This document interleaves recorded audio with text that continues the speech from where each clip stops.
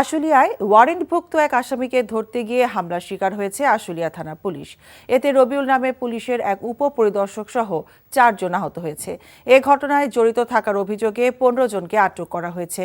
Police জানায়, আশুলিয়ার পূর্ব Narsinghpur Sonamia market এলাকার রাকিব ভূঁইয়ার বাড়িতে অভিযান চালিয়ে তাকে গ্রেফতার করে পুলিশ।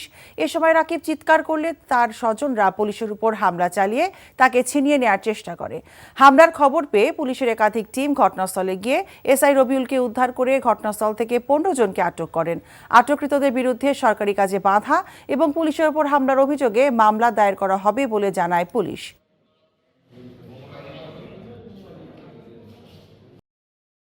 যা দেখেছি সেটা তো স্বাভাবিক কোনো বিষয় না। যার ব্যথা সেই বুঝে। আজকে একটা বিশেষ কারণে দেরি হয়ে গেছে। বিশেষ কেউ নয় তো যার জন্য দেরি হলো।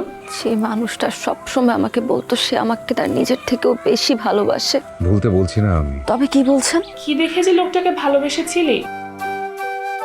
আমার মেয়েটার বিয়েটা এতদিনে হয়ে যেত। এমনটা হবে কে জানতো? রতন ভাই। আরে আমার ফুফাতো ভাই। ও হ্যাঁ, কি হয়েছে? এবং তার আত্মহননের পথে কেউ যদি বাধা হয়ে দাঁড়ায় তাহলে মন কোন দিকে যাবে সেটা। তোর বোনের বিয়ে, দায়িত্ব তো সব তোরই। অনেক সময় গাছের ডাল কাটলে গাছ প্রবলতরতে যে বেড়ে ওঠে, প্রেমও সেরকম। আঘাত লাভ করলে দ্বিগুণ শক্তিমান হয়ে ওঠে।